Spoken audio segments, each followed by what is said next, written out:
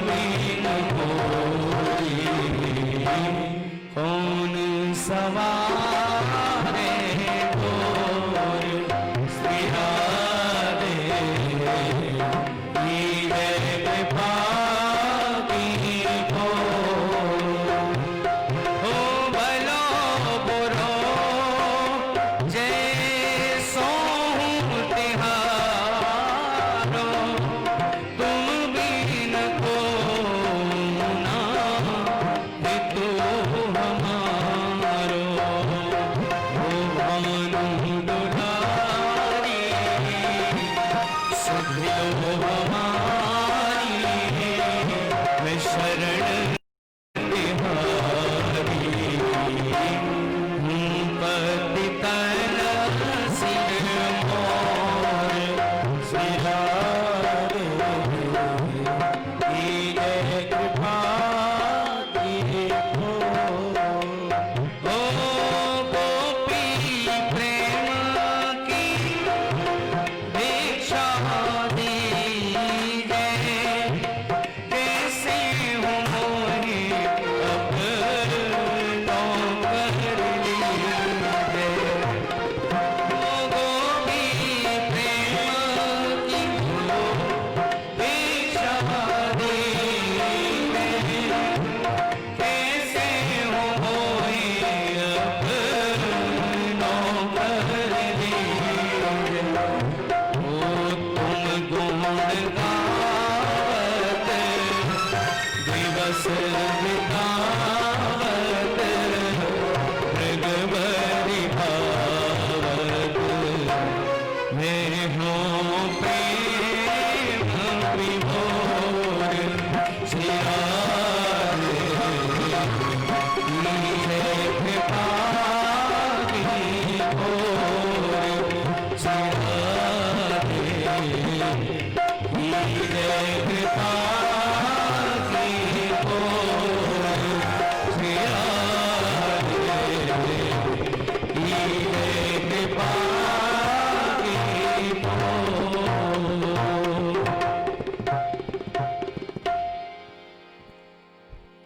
जय आदि अनादि उपाधि रहे, जय शेष अशेष दिनेश की जय, दय तार उधार अधीर धरा, सोई शाश्वत ब्रह्म अवतार की जय, भय भंजन नाम सुपूरन काम, श्री नंद के लाल ब्रजेश की जय, जय सच्चिद आनंद सिंधु प्रभो, सब बोलो प्रभु मथुरेश की जय, सब बोलो श्री मथुरेश की जय, बोलिए श्री सर्वेश्वर भगवान की जय, बाबा भोलेनाथ की जय, श्री वेद व्यास जी महाराज की जय, श्री सुखदेव जी महाराज की जय, श्री रामेश्वरम धाम की जय। हरि ओम।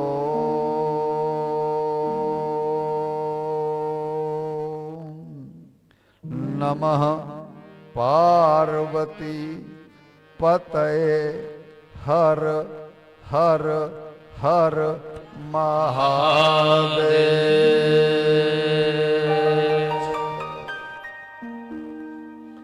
आइए कथा में प्रवेश करेंगे। कल सबने बाल कृष्ण के जन्म का आनंद लिया, बधाइयां भी गवी, बधाइयां बटी भी, और सबने कुछ न कुछ उपहार भी पाया, चाहे वो चॉकलेट रही हो या कुछ और रहा। अब हम वहीं से जहां हमने कथा को छोड़ा था वहीं से कथा को लेकर के आगे बढ़ते हैं। जब चतुर्भुज रूप में भगवान श्री कृष्ण देवकी और वसुदेव जी के सामने प्रकट हुए तो मां का हृदय कुछ अलग ही होता है। वसुदेव जी ने प्रार्थना की, वसुदेव जी ने स्तुति की, और अब नंबर आया मां देवकी का। तो वो कह रही हैं कि हे मधुसूदन, आपका ये रूप अलौकिक है।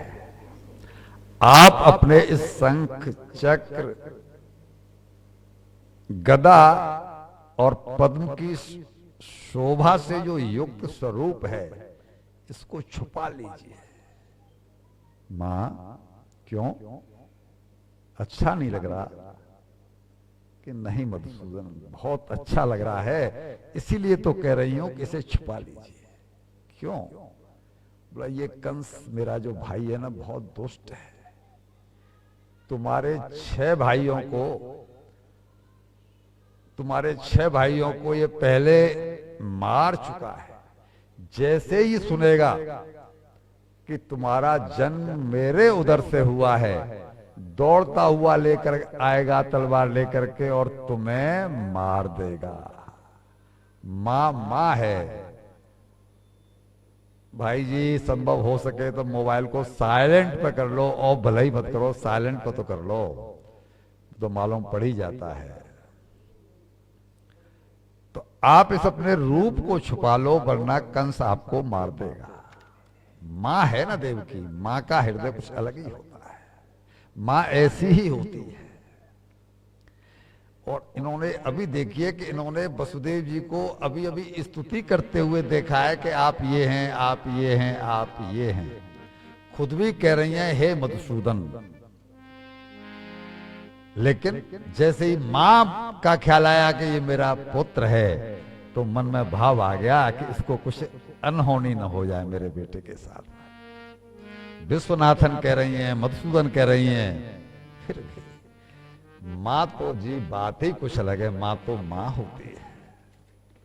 भगवान ने कहा कि अब आप निश्चिंत हो जाओ, जो मुझे आप समझ रही हैं मैं वो नहीं हूं। मैं वही हूं जो आपने स्तुति करते समय कहा है। अब मैं आ गया हूं, लेकिन कंस की मौत अभी आई नहीं है। क्या अर्थ हुआ? जो भगवान 11 साल 52 दिन के मथुरा से चले हैं, 11 साल 53वें दिन कंस को मार दिया है, तो ऐसा 11 साल में क्या हो गया जो इस भगवान के पास अब नहीं है? वो तो अभी भी मार सकते हैं। उनको कोई कहीं से कुछ लाना तो है नहीं। वो तो कर्तुम अकर्तुम अन्यथा कर्तुम, लेकिन अभी मौत नहीं आई है। भगवान राम ने पूरी बरसात इंतजार किया पर्वत के ऊपर। क्या नाम दिया गया कि चातुर्मास भगवान राम बरसात में कर रहे हैं। अरे जिसकी पत्नी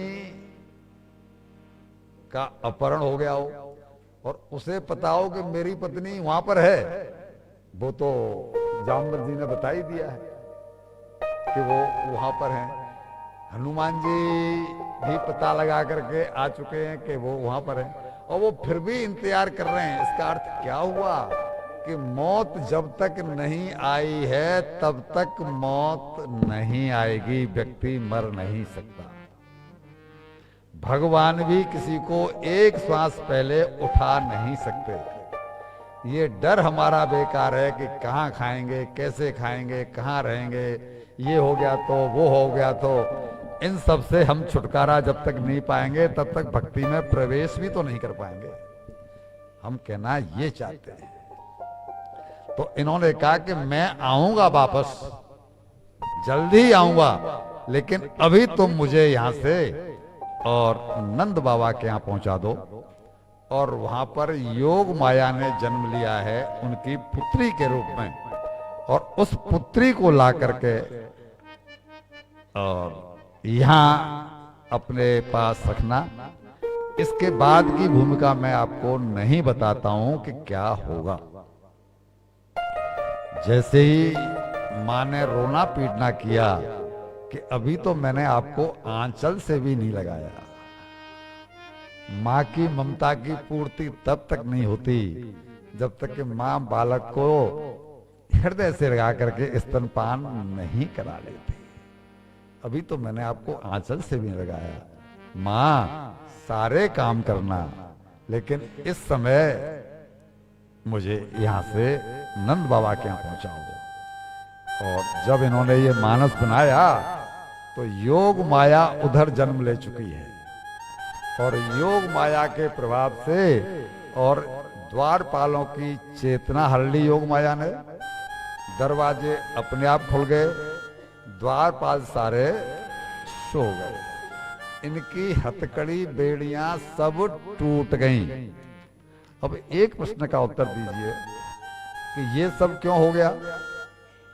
इसलिए हो गया कि उनके सामने भगवान खड़े हैं। अगर हम भगवान के सम्मुख हो जाएं तो ये बेड़ियां हमारे ही टूट जाएंगी। ये बंधन रूपी दरवाजे जो हैं, जो कष्ट रूपी दरवाजे हमारे सामने जो बंद पड़े हुए हैं, ये क्या हमारे भी नहीं दूर हो जाएंगे? और अगली बारी हम आपको सुनाएंगे कि जैसे ही ये योग माया को लेकर के, यानी उस कन्या को लेकर के, और जैसे ही कारागार में आए हैं तो सब के सब वो फिर बंद हो गए। क्या अर्थ हुआ कि माया को पकड़ लिया तो फिर बंधन में बन गए। हम लोगों ने माया को पकड़ा हुआ है, ठीक है ना, इसलिए हम बंधन में हैं, वरना क्या आवश्यकता है बाबा? हम भी भगवान के अंश हैं तो भगवान से कुछ कम नहीं है। खैर, बरसात पड़ने लगी तो शेष नाग ने अपने छत्र से, अपने फनों से छत्र बना करके बरसात से रक्षण किया। आगे बहुत यमुना में तेज भाव है। तेज भाव इस कारण था कि यमुना माई को पता है कि ये मेरे होने वाले पति हैं। भगवान की जब पत्नी बनी है तो वहां पर नाम आता है कालिंदी। कालिंदी जो है वो यमुना जी का ही दूसरा नाम है। तो जब इन्होंने उफान भरा और बाबा के पानी नाक तक आ गया, तब भगवान कृष्ण ने सोचा कि ये मेरी पत्नी कुछ थोड़ी जिद्दी लगती है, जो चिंता नहीं कर रही है कि नाक तक पानी आ गया है और मेरे चरण स्पर्श करना ही चाहती है। तो भगवान ने पैर लंबा किया और उन्होंने अपने पैर का स्पर्श पाके, यानी अपने पति के चरण का स्पर्श करके, और गंगा मैया, यमुना मैया अपने लेवल पे आ गई। घुटने घुटने पानी रह गया और ये ले जा करके जब वहां पहुंचे तो इस समय वहां पर कौन है? योग माया। योग माया जैसे ही प्रकट हुई, वहां के भी दरवाजे सब खुले हुए हैं, कोई दरवाजा वहां बंद नहीं, लेकिन सब के सब घोर निद्रा में सोए हुए। अरे बाबा, कोई बहू ये कह के माँ जी अपनी सास से कि जब दर्द हो तो मुझे जगा देना, तो वो तो उठी उठी बेचारी परेशान खुद ही डोलती है, उसे उठाने की कहाँ जरूरत है, उसको जगाने की कहाँ गरज है। लेकिन बस यही तो है कि ये माया जो है ना, ये ऐसी है कि ये अच्छे अच्छों को जो है अंधकार में डाल देती है। तो वहां भी यही हुआ कि सब लोग निद्रा में। इवन देन माँ यशोदा को ये तो पता है कि प्रसव हुआ है, और ये भगवान तो प्रसव में जाते नहीं, माया प्रसव में जाती नहीं, ये सब देवी देवता हैं। तो हुआ केवल इतना कि माँ के शरीर से केवल वायु निकली, लेकिन उनको ये कुछ पता नहीं कि वो पुत्र है या पुत्री है, और ये निद्रा में चली गई। अब जैसे ये वहां पहुंचे, सब सोए हुए हैं, इन्होंने अपने लाला को और वहां सुलाया। अब यहां दो भाव देखिए। किसी पिता को अपने बेटे को छोड़ते हुए कितना कष्ट होता होगा जी। पराए घर में छोड़ के जा रहे हैं, अभी अभी बेटा हुआ है, और जिसके उससे पहले 7 पुत्र, इनको पता नहीं है कि बलराम वहां पर हैं, लेकिन 6 तो उनके सामने मारे गए। तो जिस बाप के 7 पुत्र मारे जा चुके हों और 8वें पुत्र को दूसरे के पलंग पर सुला करके जो जा रहा हो, उसके हृदय से क्या बीत रहे हो। लेकिन दूसरा भाव कि ये वहां रहते तो शायद इनको कोई खतरा था, लेकिन यहां पर कोई खतरा। अरे बाबा, हमारे माँ बाप हमको सुरक्षित करने के लिए और कितने कितने शारीरिक और मानसिक कष्ट झेलते। ये मानसिक कष्ट नहीं है तो फिर है क्या? अपने हाथों अपनी संतान को, और वो भी 7 पुत्रों के बाद में जो मिली है, और जिस दिन जन्म हुआ है उसी रात में ला करके पराए घर में छोड़ देना, कोई मामूली बात नहीं है। लेकिन ये माँ बाप का हृदय होता है जिसको कि हम लोग समझ नहीं पाते। और परिणाम क्या हुआ, जब ये योग माया को लेके चले हैं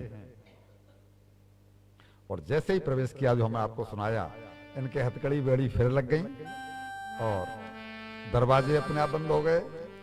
और जब योग माया माँ देवकी के हाथ में आई हैं, तब उन्होंने रोना शुरू किया है। अब तक वो न वहां रोई न वो यहां रोई। अब योग माया ने रोना शुरू किया तो दरबानों की निद्रा खुली और उन्होंने देखा कि अरे वो जो 8वीं संतान होने वाली थी, वो 8वीं संतान हो चुकी है। और ये आवाज सुन करके कंस को बताने के लिए दौड़े कि 8वीं संतान का जन्म हो चुका है राजन। कंस भी भाग आए वहां से तलवार लेकर के। लिखा है कई जगह तो वो गिर गया है, इतनी तेजी से दौड़ा है, गिरते गिरते बचा है, कहीं गिरा है। और जैसे ही आया है कारागार में, देव की मैया रोती हुई बोली है, भैया तुम मेरे 6 पुत्रों को मार चुके,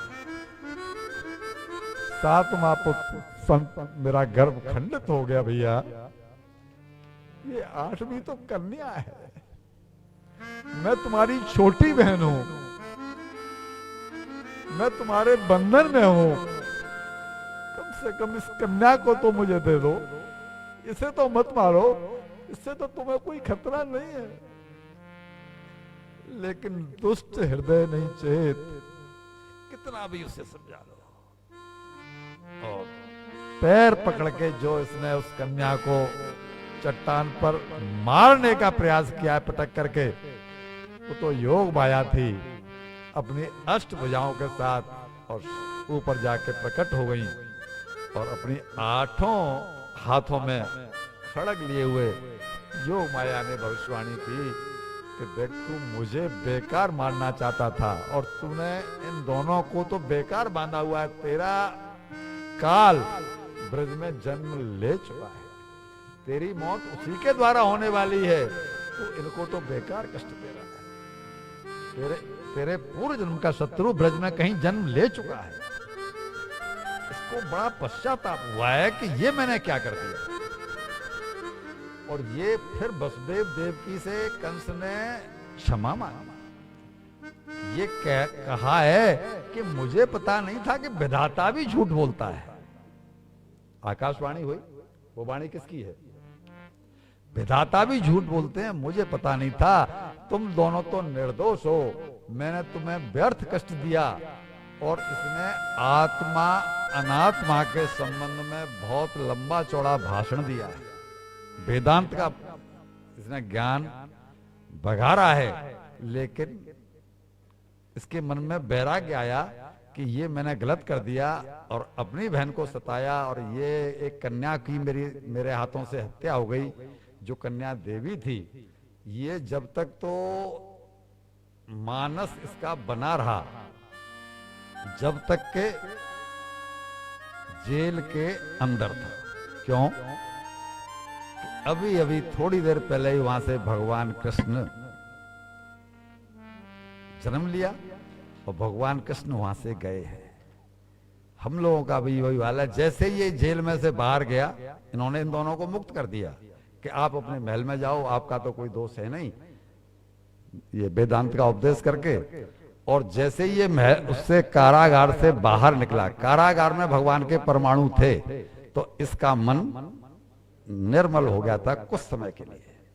बहन बहनोई को भी रिहा कर दिया और सोच करके कि अब जहां भी होगा देखा जाएगा, पता तो है नहीं कि मेरा दुश्मन कहां पर है। लेकिन ये जैसे ही अपने महल में पहुंचा तो भगवान के परमाणु हट गए। हम लोगों का भी बिल्कुल वही हाल है। जब तक सत्संग हॉल में यहाँ बैठे हैं तब तक तो मन में बड़े बड़े शुभ शुभ विचार आ रहे हैं, मन में भाव आ रहे हैं कि यहाँ से जाने के बाद में ये करेंगे वो करेंगे और ऐसा करेंगे, कम से कम इतना तो किया ही करेंगे, और इतना तो सुनाए तो इतना तो फर्क आएगा ही। लेकिन जैसे ही कल्याण पास होगा और थाने की तरफ मुड़ेंगे तो सब के सब क्रिमिनल। थाने में कौन रहते हैं? मैं कुछ कह रहा हूं, इसे अग्रवाल जी बेकार हंस रहे हैं, मैंने कुछ कही है?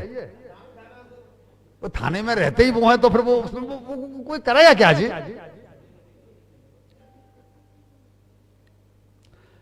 महेश जी मेरी बात का बुरा नहीं माने, बस आपसे मन करने का अच्छा हुआ, कहीं आप कह दो को मुझे भी क्रिमिनल कह दिया।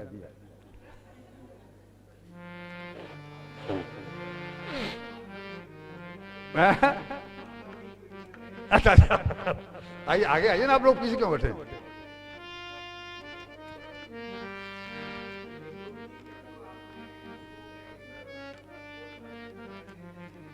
आप आगे आओ ना बाबा, आगे आओ जी, बढ़िया जी आगे आओ।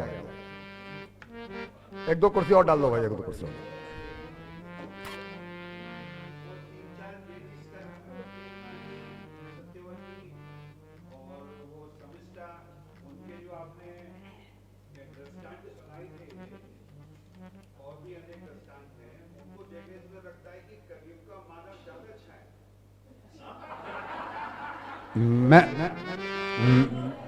मैं आपसे सहमत हूं, मैं आपसे सहमत हूं। मैंने इतने कम वर्णन किए हैं जिसका कोई जवाब नहीं, यानी कहीं पर कोई कुछ दिखाई पड़ता ही नहीं है।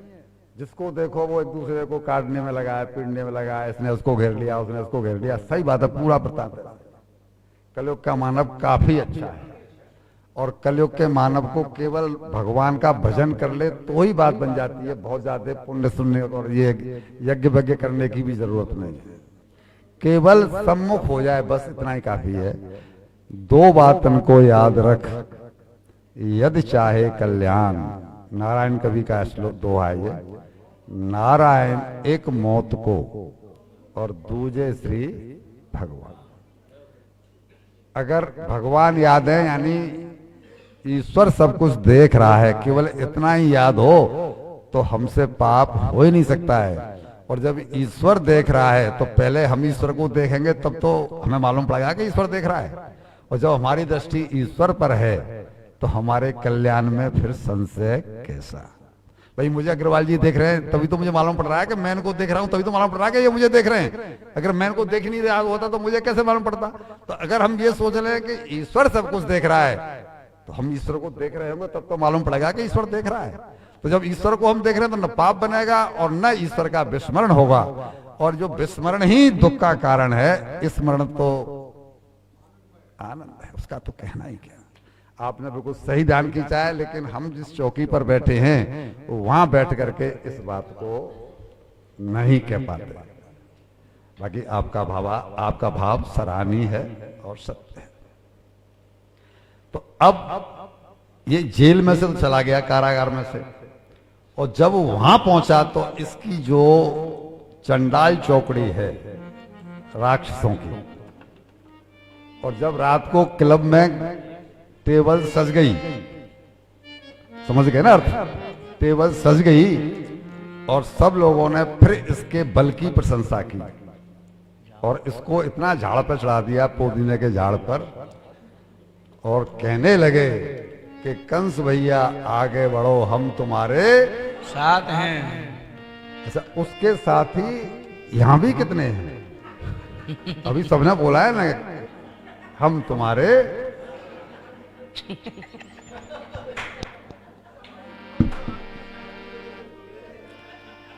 मैंने तो बोला ही नहीं साहब, मैंने तो ये बोला कंस भैया आगे बढ़ो, मैंने तो नहीं बोला कि हम तुम्हारे साथ हैं। कंस के साथ ही बहुत मिल जाते हैं। पांडव केवल 7 अक्षौहिणी सेना जुटा पाए महाभारत के युद्ध में, जबकि कौरवों ने 11 अक्षौहिणी सेना जुटा ली। बहुत कम मिलते हैं जी, वो बहुत मिल जाते हैं। ये प्रकृति का नियम कुछ ऐसा ही है। अब जो है उन्होंने चढ़ा दिया, अरे आप बेकार, अरे वो हम मार देंगे उसे, हमारे पास पूतना है, हमारे पास अगासुर है, हमारे पास बकासुर है, हमारे पास प्रलंबासुर है, और ऐसे कर करके उसकी मति भ्रष्ट कर दे। इसलिए भैया जी ये टेबल को और प्यालों को दूर से ही प्रणाम करके अपने कल्याण की चर्चाएं में भाग लो। अब इसने आदेश दे दिया कि 10 दिन में जितने भी बालक ब्रज में जन्मे हों उन सबको मार दो, अपने दैत्यों को। इधर पूतना बोली कि इस काम को मैं ज्यादा अच्छा कर लूंगी। कैसे? कि मैं तो महिला हूं, किसी भी घर में मुझे प्रवेश आराम से मिल जाएगा, और ये लोग जितने मार पाए नहीं तो मैं तो कर ही दूंगी। तो उस दिन से उसने मारना शुरू किया बालकों को, और 6वें दिन वो पहुंची गोकुल में। इसने इतना स्वरूप सुंदर बनाया है जैसे कि मान लो ब्रजवासियों को लगा कि लक्ष्मी जी ही साक्षात और बैकुंठ से हमारे लाला के दर्शन करने के लिए आई हों, क्योंकि भगवान शंकर भी लाला के दर्शन करने के लिए आए हैं। तो जब ऐसे ऐसे लोग, इतने लोग आ रहे हैं, तो लक्ष्मी जी भी शायद हमारे लाला के दर्शन करने आई हैं। हाथ में उसके में फूल है जो लक्ष्मी जी की निशानी है। बस अंदर से ही मन काला है, बाकी रूप तो इतना बढ़िया बना लिया। और अपने इस तनों पर उसने हलाहल विष लगा लिया था। उससे पहले अगर कहो तो सुना देने की जरूरत नहीं रह गई है कि पंडित जी ने कल काफी बधाई गाली हैं। कुछ और बधाई सुननी हो तो आगे चले ना, आगे चले। तो उसमें क्या है कि वो ये लेके आए, वो लेके आए, बधाइयां दी गई, माखन मिश्री दूध की होली हुई, ये सब हुआ। वो प्रसंग बड़े कॉमन हैं। हमें आपकी एक बात बता दें कि मिसेस ललिता अग्रवाल ने एक हमसे कामना की कि मुझे उद्धव और गोपियों का संवाद विस्तार से सुनाइए। हमारे चित्त को भी बड़ा लुभाता है और हमने उसकी बड़ी विशिष्ट तैयारी भी की है, लेकिन राकेश बाबू हमारे टांग में टांग अड़ा के हमें बार बार गिरा देते हैं। हमारी कोशिश यह है कि हम मैडम की इच्छा पूरी करें, इसलिए हमने पूछा भाई कि अगर समय हमारे पास बचेगा तो इच्छा पूरी हो पाएगी, नहीं वरना समय आगे जाके कम पड़ जाएगा। भगवान शंकर आए और 6वें दिन, जिस दिन लाला की छठी थी, उस दिन बाबा को तो जाना पड़ा कंस का टैक्स चुकाने के लिए, कर चुकाने के लिए। कंस राजा है और बाबा जागीरदार हैं, जैसे कि ब्रज के जागीरदारी बाबा के पास है, लेकिन पूरे 84 कोस ब्रज का राजा जो है वो कंस है। तो बाबा के पास वृंदावन जिसे कहते हैं, मथुरा को ब्रज में नहीं गिना गया है, मथुरा को ब्रज में नहीं गिना गया है। मथुरा किसकी नगरी है? मथुरा के रहने वाले कौन हुए? ये पंडित लोग नहीं सुने।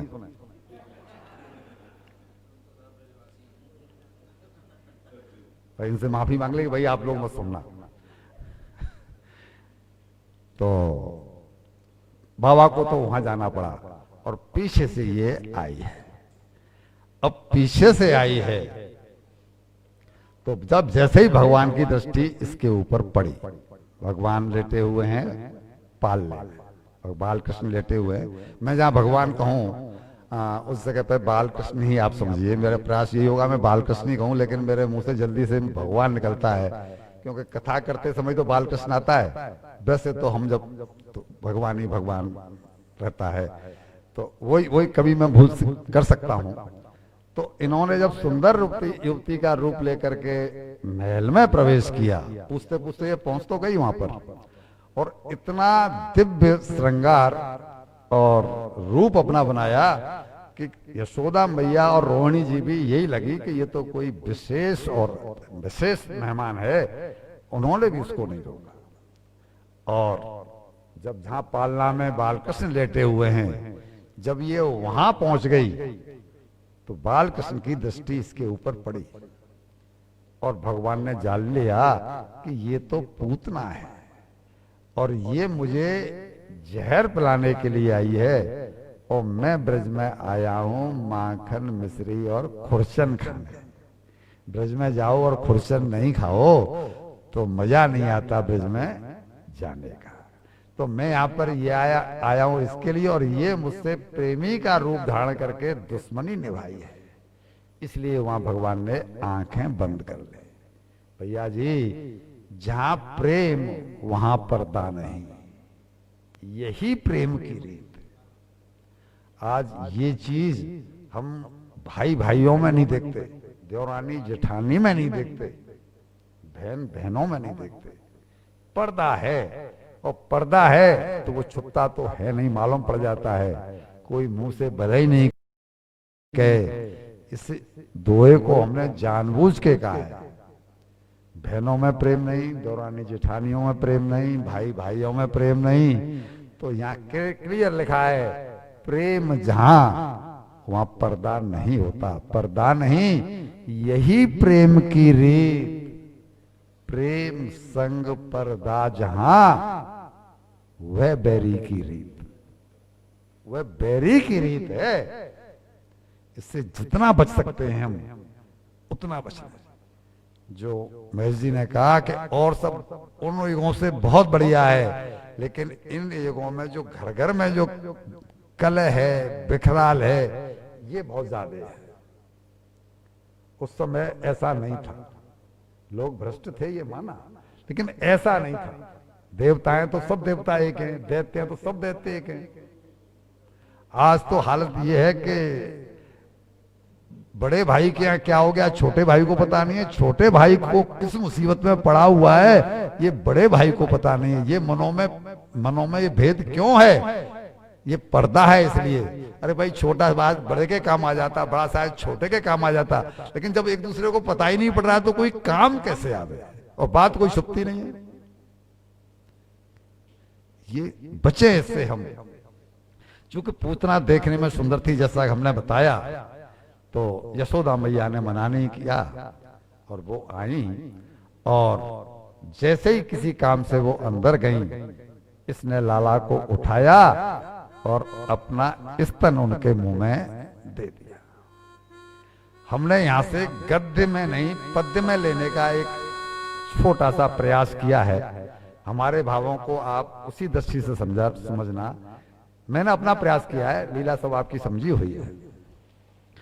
छुपा रखा था उस नीलमणि से सुंदर शिशु को, छिपा रखा था उस नीलमणि से सुंदर शिशु ने अपने रूप में अपना दिव्य ईश्वरीय ऐश्वर्य सारा। भगवान कृष्ण के बारे में बात हो रही है। अपने रूप में अपना दिव्य ईश्वरीय ऐश्वर्य सारा। वे तो विभु हैं, वे तो विभु हैं। सब जानते थे कि क्या है उस नृशंस पापिनी के हृदय में, पर वह पूतना नहीं जानती थी कि क्या है उस विभु के मन में। उस कुटिल पापनी ने दे दिया उस ईश्वरीय शिशु के मुख में अपना गरल से सना हुआ स्तन। ईश्वरीय शिशु ने ईश्वरीय शिशु के रूप में पीने लगे विभु उसके विषाक्त स्तन को अपनी शंख जैसी सुंदर छोटी अंजुरियों से पकड़कर और साथ ही दूध से के साथ साथ उस राक्षसी के प्राण भी पी गए। फट फूटने लगा उसका स्तन और खिंचने लगा उसका अंग अंग से प्राण। जब होने लगी पूतना को अत्यंत भयंकर पीड़ा तो बिखर गए उसके केस और निकल आए नेत्र बाहर, और हो गया उस राक्षसी का राक्षसी रूप अनावृत, क्लियर हो गया। करने लगी वह कर्णभेदी क्रंदन, अरे छोड़ छोड़, मोक्षताम मोक्षताम जो श्लोक है हमने उसको हिंदी में रूपांतर किया। करने लगी वह कर्णभेदी क्रंदन, अरे छोड़ दे रे, पर उस भृगु ने छोड़ा नहीं। पीना उस पिशाचिनी के प्राणों का तब तक जब तक कि वह सब बन करके नीचे नहीं गिर गई। मां यशोदा ने देखा, सारे गोपों ने देखा, सारी गोपियों ने देखा उस यशोदा नंदन को फटे हुए नेत्रों से सारे गोकुल ने देखा कि कैसे खेल रहे थे वे छोटे से यशोदा नंदन उस उल्टा के विशालकाय शरीर पर। भयंकर अनिष्ट की आशंका से भयभीत होकर भागी मां यशोदा और उठा लिया झपटकर अपने नन्हे से लाल को और लगी चूमने उसके चंदा जैसे सुंदर मुख कमल को। करने लगी कातर स्वर से प्रार्थना, हे ईश्वर, हे विष्णु, हे करुणा सागर, रक्षा करो मेरे लाल की रक्षा करो। क्योंकि उस भोली भाली मां को क्या पता कि कौन है उसकी गोदी में, वह तो मां है ना। मां क्या जाने कि वह कोट कोट ब्रह्मांडों का भी नायक है। बोलिए श्री बाल कृष्ण लाल की जय। इस पूतना ने गिरते गिरते भी 6 कोस के वृक्षों को नाश कर दिया। सबको बस वृक्ष गिर गए। अब 6 कोस लंबा शरीर। जब जाके यशोदा ने और गोपों ने वहां देखा तो बाल कृष्ण उसके सीने पर खेल रहे हैं। अब प्रश्न आया कि लाला को तो बचा लिया, लाला को गाय के मूत्र से और गोबर से स्नान करा के, इसका क्या करें? तो सलाह दी गई कि इसको जलाने के लिए जो वृक्ष गिरे हैं उन्हीं की लकड़ी इसके ऊपर डालो और उसको काट काट के ढेर बनाओ, तब उस पूतना को और जलाया गया। अब आपके मन में ये बात आ रही होगी, ये पूतना थी कौन? बलि की बेटी है ये, और इसका नाम है रत्नमाला। जब भगवान 3 पग में बलि से वो मांगने गए थे, 3 पग में उसका राज छलने गए थे, तब ये 52 अंगुल के भगवान को देख करके इसके मन में पुत्र स्नेह बढ़ पड़ा। तब तक ये अनमैरिड थी और इसको लगा कि कभी मेरा विवाह हो और मुझे ऐसा सुंदर बालक हो तो इसको दुग्ध पान करा करके मुझे कितना सुख मिलेगा। भगवान तो अंतर्यामी हैं, उन्होंने इसकी मनोभावना देख करके और अनुमोदन कर दिया कि ठीक है, मैं तुझे दुग्ध पान कराने का अवसर प्रदान करूंगा। लेकिन जब भगवान ने 3 पग में ही सारी उसके तीनों लोग नाप लिए और बलि को भी नाप लिया, तो इसके मन में भगवान के प्रति द्वेष हुआ कि ये बालक, इसको मैं अपना दूध पिलाऊंगी, अरे इसको तो मैं अपना जहर पिलाऊं, ये कितना दगाबाज है। तो भगवान ने उसके इस भाव का भी अनुमोदन कर दिया कि ठीक है, मैं तेरा जहर भी पीऊंगा। तो भगवान ने इसको दोनों मौके दिए और इसको भगवान ने मां वाली गति दी है। भगवान ने उसका स्तन पार कर जो गति यशोदा मैया को मिली है, वही गति भगवान ने पूतना को दी। अब यहां पर कई राक्षसों के मरण का प्रसंग है। सकटभंजन, तृणावर्त, अगासुर, बकासुर। अगर आप चाहें तो सबको सुनाएं और आप नहीं चाहें तो हम प्रणाम करके। राक्षसों के बारे में क्या सुनना जी? बोलिए, आज्ञा दीजिए। हाँ, इनको प्रणाम करके हम आगे बढ़ें, क्योंकि इनके बारे में क्या सुनना है।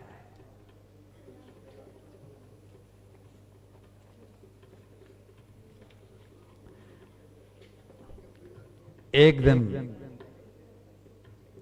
दिन भगवान ने विचार किया कि हम जीव सभी उनकी संतान हैं। उन्होंने विचार किया कि मैं ब्रज में आया हूं, दो बात, एक तो ब्रज की रज और एक ब्रज का दूध दही माखन। उत्पत्ति सबकी हुई है दूध से ही। तो भगवान ने कहा कि सारी सृष्टि को मैं तृप्त कर दूं, सारी सृष्टि को मैं तृप्त कर दूं। इसलिए भगवान ने आज जब मैया उनको लाड़ लाते हुए दूध पिला रही थी, तो बहुत देर हो गई दूध पीते पीते दोनों एक दूसरे को चेहरे को देख के मुस्कुरा रहे हैं। माँ देख रही है कि मेरा लाला दूध पी रहा है, कितना मुस्कुरा रहा है, कितना तृप्त हो रहा है। और माँ के चेहरे को देख के बाल कृष्ण भी मुस्कुरा रहे हैं कि मैं भक्त का कर्जा चुका रहा हूं।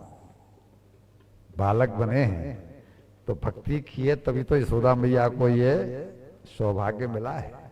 मैं भक्त का कर्जा चुका रहा हूं। भगवान ने तो जो भी लीला किया है वो की इनके ब्रजवासियों की भक्ति का कर्जा चुकाने को ही है। हम वो सारे प्रसंग सुनाएंगे। हम इसलिए समय आपसे मांग रहे हैं कि इन फालतू प्रसंगों में हम समय जाया न करें। तो जब ज्यादा देर तक दूध पीते रहे और भगवान का पेट भरा ही नहीं, तो माँ होती है, विचार करने लगी कि यार इसका पेट ही नहीं भर रहा है, कितनी देर से दूध पी रहा है, और कहीं इसने ज्यादा दूध पी लिया तो इसको अपच हो जाएगा, कब्ज हो जाएगा। माँ तो अभी सुना है ना, माँ को तो पता नहीं है कि मेरी गोदी में विभू है। माँ को क्या, माँ को तो अपने लाला में लाला के ही दर्शन हो रहे हैं। तो लाला को हटाना चाहा कि कब्ज हो जाएगा, अपच हो जाएगा, लेकिन भगवान को तो लीला करनी थी। और उसी समय जैसे ही अपना पयोधर माँ ने निकालना चाहा, तो बाल कृष्ण ने अपना मुंह खोल दिया, और मुंह खोलते ही सारा ब्रह्मांड का दर्शन मैया को बाल कृष्ण के मुख में होने लगा। और जब देखा उन्होंने कि ये सब क्या है, तो अपनी चकोटी काटी, मैं कोई सपना देख रही हूं क्या? लेकिन सपना तो नहीं, वो तो सच में ही था। भगवान कहना चाहते थे, माँ तू जो समझ रही है कि तेरा दूध मैं पी रहा हूं, ऐसा नहीं है। ये सारा विश्व, सारी सृष्टि, सारे ब्रह्मांड ये मेरी ही संतान है। मैं तेरे दूध को अकेला नहीं पी रहा हूं, बल्कि सारा सृष्टि तेरे दूध का पान कर रही है। मैं चाहता हूं कि तेरी जैसी भक्त का दुग्ध का पान सारी सृष्टि कर ले और वो आज तृप्त हो जाए। यही हाल भगवान ने मिट्टी भक्षण करके इसी लीला को किया है। हम शॉर्ट में इसलिए सुना देते हैं कि उसमें भी भाव यही है। भगवान ने मिट्टी क्यों खाई? तो हनुमान प्रसाद पोद्दार जी ने यही कहा है कि भगवान चाहते थे कि इस ब्रजरज के लिए लोग तरसेंगे, इस ब्रज के लिए लोग तरसते हैं, क्योंकि मैं ब्रज में जन्म ले चुका हूं, आगे भी तरसेंगे। आप सभी जाते हैं, जब पहली बार हम वृंदावन गए तो हमारे जो गुरुजी हमें संग में लेके गए थे, वो कैलकटा के थे, तो उन्होंने बस में से उतरते ही सबसे पहले तो जमीन में दंडौती की और वहां से ऐसे करके और मिट्टी को, हमने पूछा गुरु ये क्या कर रहे हो? बोला ये ब्रजरज है, इसमें जो लोट लगा लेता है ना उसका जीवन धन्य हो जाता है। हम तो नए मुल्ला थे तो हमारी समझ में तो कुछ आया नहीं कि ये मतलब क्या हुआ इसका, ये है। खैर बाद में जाके सब कुछ ठीक ठाक हुआ, लेकिन ब्रजरज के लिए लोग तरसते हैं। भगवान ने मिट्टी भक्षण करके भी वही कहा है कि ब्रजरज से मैं सबको तृप्त कर देना चाहता हूं, जितने भी लोग सृष्टि में मेरे अंश हैं। और ये करके उन्होंने अपनी माया फैलाई और मैया भूल गई दोनों जगह। दूध पीना भी कि लाला को अपच हो जाएगा वो भी भूल गई, और मिट्टी खाने के मैटर में भी मैया भूल गई कि मैंने लाला को लकड़ी दिखा करके कहा था तूने मिट्टी खाई, तूने मिट्टी क्यों खाई। वो प्रसंग फिर बहुत लंबा है। वहां भी यही हुआ है कि भगवान ने उनको अपना दर्शन कराया है। अब हम भगवान की नामकरण लीलाओं में प्रवेश कर रहे हैं। एक बार गर्गाचार्य जी गए मथुरा, वसुदेव जी से मिले। वसुदेव जी के पास जब गर्गाचार्य जी तो उन्होंने उनको प्रेरणा दी कि मेरे दोनों पुत्र नंद बाबा के यहाँ हैं। रोहिणी नंद बाबा के हैं तो बलराम जी रोहिणी के घर में पहुंचे, ये प्रसंग हमने सुनाया। और कृष्ण भी वसुदेव जी के बेटे हैं, वो भी इस समय नंद बाबा के हैं। तो आप जाकर के उनका नामकरण संस्कार कर दो। अब एक बात का जवाब कोई दे कि उन्होंने इनको ही क्यों भेजा। क्या नंद बाबा जिसके घर में ये दोनों पुत्र पल रहे हैं और वो खुद एक जमींदार हैं, क्या वो नामकरण करने के लिए एक पंडित जी का इंतजाम नहीं कर पाते?